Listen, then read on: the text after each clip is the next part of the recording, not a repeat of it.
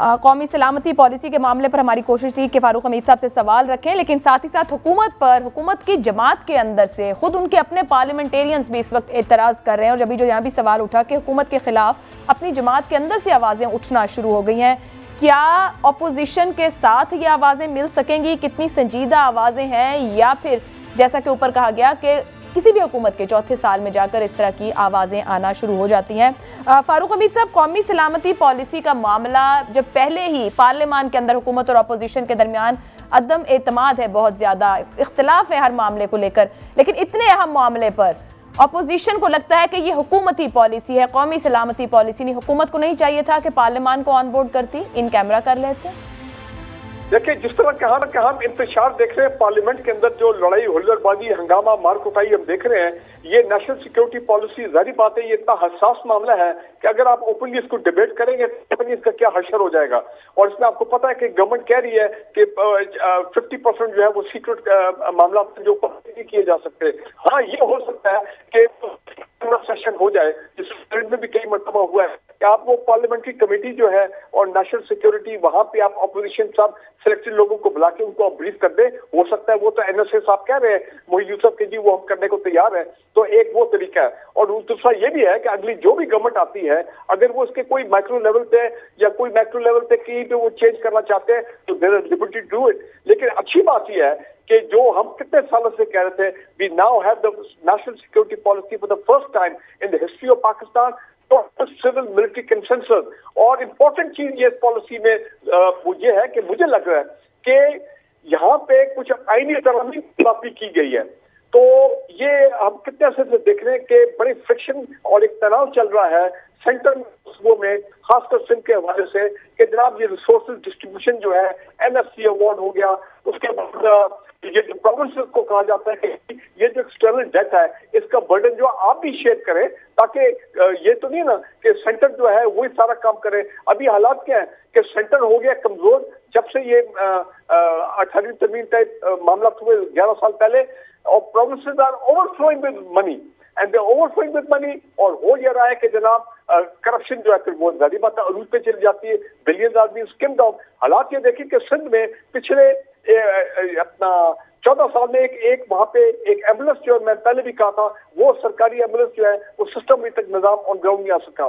तो ये मुझे लगता है कि ऑल इसके लिए 2/3 अमेंडमेंट और 2/3 मेजोरिटी चाहिए होगी, जो कि डिपेंड करता है भी तो इमरान खान के पास नहीं है।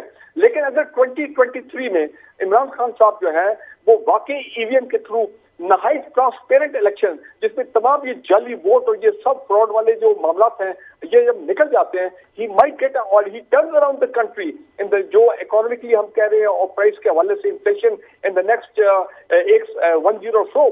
तो फिर अगर फारूक हमीद साहब, एक सवाल है, ये आप क्या वाकई पेशगोई कर रहे हैं अगर ईवीएम के थ्रू भी इलेक्शन होते हैं तो इमरान खान को ही 2/3 मेजोरिटी मिलेगी? आप फोर्सी कर रहे हैं इस बात को? भाई इट इज क्वाइट पॉसिबल। देखिए ना, आप नोट करें जिस तरह के पाकिस्तान के अवाम है, मैं मानता हूं बड़ी महंगाई है, लोग परेशान हैं, मैं भी परेशान हूं, लेकिन आप नोट करें कि पाकिस्तान के अवाम जब इमरान खान की बात आती है they are not ready to come out. अभी देख लेंगे ये जो लॉन्ग मार्चेज होती हैं कि अपना पीपल्स पार्टी को पीडीएम की क्या होता है, और ठीक है उनके पार्टी वर्कर्स तो होंगे, लेकिन आम आदमी अभी भी कहता है कि जनाब हमें कम से कम ये तसल्ली है कि ईमानदार आदमी उधर बैठा हुआ है जिसको अपनी जेब की फिक्र अब नहीं है, जिसको बाहर असासों बनाने की फिक्र नहीं है, और वो कम से कम हमारा पैसा बचा के रखेगा। तो वो अलग बात। बहुत ही इंपॉर्टेंट सवाल आपने उठा दिए कि अवाम के साथ जो भी हो रहा है वो आटा बहरान, गंदुम बहरान, चीनी बहरान, इनके माफिया, अभी खाद बहरान, उसका माफिया। रजा रूमी साहब, अगर आप सुन रहे हो, फारूक हमीद साहब बात कर रहे हैं आने वाले दिनों में और टाइम में कौमी सलामती पे बात, पॉलिसी पे बात करने के बाद उनका एक बात मैं कह दूं, काइंडली इजाजत दे, फिर प्रोग्राम भी खत्म हो। यहाँ ग्रीन सिग्नल की बात की, और भाई मेरी असेसमेंट है there is going to be no green signal. अगर ग्रीन सिग्नल होता तो पहले 2-3 जो इंपॉर्टेंट वोट्स आए हैं उसमें जनाब पता नहीं क्या हो गया था। मेरा ख्याल है इमरान खान कोई पॉलिटिकल इंस्टेबिलिटी इस वक्त पाकिस्तान में नहीं चाहता कि गवर्नमेंटें बदल रही हैं और जनाब हंगामे हो रहे हैं। नो, हम ये चाहते हैं कि हम ये इकोनॉमिक प्रॉब्लम्स हैं, हम इससे जल्द अज जल्द जो है वो निकले। और दूसरी बात की कि अगले 3 महीने में शायद कोई फैसला भाई देखें, प्राइम मिनिस्टर, हमें भी पता है कि 27-28 नवंबर को आर्मी चीफ का चेंज होगा, तो फिर छुपी हुई बात नहीं है, सबको पता है। लेकिन प्राइम मिनिस्टर इमरान खान का प्रेरोगेटिव है। और मैं आपको ये दुरुस्त, वैलिड पॉइंट सर, हम उस पे जा ही नहीं रहे, हम तो पॉलिटिकल स्टेबिलिटी और अपने पॉलिटिकल सिस्टम पे ही बात करेंगे फिलहाल। रजा रूमी साहब, ये जो अभी इन्होंने बात की 18वीं आईनी तरमीम, और वो फोर्स ही कर रहे हैं कि 2/3 मेजोरिटी मिल सकती है 2023 के इंतखाब में, ईवीएम इलेक्शन होंगे, और लोग समझते हैं कि इमरान खान ईमानदार हैं, तो अवाम गुजर रही है मुश्किल वक्त से, लेकिन वो फोर्स ही करते हैं कि वो मिलेगा। सर, ऊपर सारी बात हुई, जमात के अंदर से भी आवाजें उठ रही हैं, ग्रुप्स का भी जिक्र हो रहा है, परवेज खटक साहब का कुछ और हवालों से भी जिक्र हो रहा है। आपके ख्याल में क्या वाकई पीटीआई के अंदर सुकून है, इमरान खान साहब के कंट्रोल में सब कुछ है? अहमद जवाद साहब स्टेटमेंट्स दे रहे हैं, पंजाब के अंदर भी ग्रुप्स हैं, कराची से भी आवाजें आई हैं, ये सिर्फ दिख रहा है, दर हकीकत ग्राउंड रियलिटी कंट्रोल में है पीटीआई के अंदर सब कुछ? जी, ये मैं आपका सवाल मैं एड्रेस करता हूं, लेकिन पहले जो ब्रिगेडियर साहब बात करें, मैं एहतराम के साथ उनसे ये कहना चाहता हूं कि ये बातें जो हैं, ये पीटीआई के अपने एमपीएस और एमएनए इस वक्त बात कर रहे हैं, और बहुत से लोगों की उनसे बात हुई है, कुछ रिपोर्ट हुई है मीडिया में, और उनमें से अक्सर का कहना है, जाहिर बात है ऑफ द रिकॉर्ड बातें हो रही हैं। को मसला है कि अपने हलकों में जाके दोबारा वोट मांगने के लिए मुल्क में जो इस वक्त माशी सूरत हाल हुई है, एक तरफ तो महंगाई का तूफान है, लोगों की फीकस आमदनी भी कम हुई है पिछले 3 सालों में, इसके आदादोशुमार हुकूमती आदादोशुमार के मुताबिक है। जब किसी वोटर की आमदनी कम हुई है, जो भी वजह हो, तो आपके ख्याल से वो दोबारा से वोट 10 बार सोचेगा या सोचेगी कि उसी पार्टी को वोट दें? तो एक तो ये बड़ी क्लियर बात है, ऐसी ग्राउंड सिचुएशन जो है वो बिल्कुल पीटीआई के हक में नहीं है। और ईवीएम जो है वो उनको बनाने में, इम्प्लीमेंट करने में अगले इलेक्शन तक बहुत मुश्किल होगा। ये आजाद माहिरीन जितने भी हैं इस मामले पे, वो ये बहुत मुश्किल मंसूबा होगा अगर फर्ज कीजिए सब इस पर मान भी जाए। अभी तो अपोजिशन तो मानती नहीं है, इसके ऊपर और हंगामा और ठड्डा होने का इम्कान है अगर इसको बुलडोज किया गया।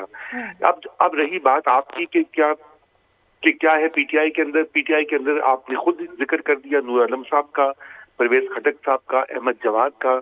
आप देखें इन सब लोगों की जो बातें हैं उससे क्या जाहिर होता है? उससे यही जाहिर होता है ना कि बुनियादी तौर के ऊपर यहाँ पर सब नहीं है, और अंदर जो ग्रमलिंग हो रही है उसको कैसे खान साहब मैनेज करते हैं, ये उनकी क़यादत का इम्तिहान है। और बाकी जहाँ तक उनकी हुकूमत की कारकर्दगी है वो सबके सामने, उस पर अब क्या ही कहा जाए। रजा रूमी साहब जो वो कह रहे थे कि 18वीं आईनी तरमीम जो फारूक हमीद साहब बात कर रहे हैं, वो उसमें तब्दीली आएगी आने वाले टाइम में, उसके ऊपर बात होगी, और वो होगी जब 2/3 मेजोरिटी के साथ गवर्नमेंट होगी, क्योंकि इख्तियारात और वसाइल का झगड़ा है विफाक और सूबे के दरमियान। हमने आगाज किया था सूबों और मकामी हुकूमतों में वसाइल के झगड़े और इख्तियार के झगड़े की बात। जी, आपके ख्याल में क्या वाकई जो अभी से अगर ये बात हो रही है कि वो 2/3 मेजोरिटी दरकार है और वो इस पीटीआई के थ्रू मुमकिन हो सकेगा उस तरमीम के जरिए, आप ऐसा कुछ फोर्स ही कर रहे हैं राइट नाउ आज 2022 की जनवरी में? देखिए, ये एक ख्वाहिश होती है, इसका होना तक ठीक है। जिस तरह तकरीबन नामुमकिन है, बड़ी मुश्किलों से पीटीआई अगर दूसरा इंतखाब भी जीत जाए तो सादा अक्सरियत से ऊपर नहीं जाएगी और वो डिपेंडेंट रहेगी। ठीक है, आपको दोबारा भी लाइन पे लेते हैं नजर साहब, थोड़ा सा हमें आपको सुनने में भी दिक्कत है। अमीर अब्बास साहब, कुछ अर्सा पहले एप्सोस का एक सर्वे आया जिसमें 55% अफराद ने पीटीआई की कारकर्दगी से पर मायूसी का इजहार किया, इसी तरह 56% ने ऑपोजिशन की कारकर्दगी पर मायूसी का इजहार किया। अब ऊपर हमने बार बार सिस्टम की बात की, इख्तियार की बात की, इतनी बड़ी तादाद में लोग अगर सियासतदान से मायूस हो रहे हैं तो सिस्टम पर सवाल तो उठ रहा है। एक आज भी सर्वे छपा हुआ है, ये वाकई ओरिजिनल सर्वे है, वाकई एक डिस्कनेक्ट बन रहा है एक आम पाकिस्तानी का अपने लीडर के साथ, या बस सर्वेज ही हैं? देखिए, मैं तो पहले शुरू में ये बात कर चुका था आयशा के लोगों का एतमाद इस निज़ाम से उठ चुका है। ये जो इलेक्शन है हर 5 साल के बाद, ये लोग समझते हैं एक ड्रिल है, एक मश्क है जो हर 5 साल के बाद होगी, और कुछ लोग वोट देने जाते हैं, कुछ लोग नहीं जाते। हम जानते हैं जितने भी पाकिस्तान के देही इलाके हैं, जितने देही इलाके हैं और दूर दराज इलाके हैं, पहाड़ी इलाके, वहां के लोग बहुत कम वोट देने जाते हैं अपनी मर्जी से, अपनी रजा से। हमने खुद देखा है इलेक्शन की कवरेज के दौरान, पोलिंग डे के दिन हमने ये देखा है कि लोग खेतों में काम कर रहे हैं, वो काम करते रहते हैं, लोग भैंसों को चारा डाल रहे हैं, वो डालते रहते हैं, लोग अपने होटल दुकान खोले रखते हैं, वो नहीं वोट देने जाते, उनको वोट देने के लिए लाया जाता है।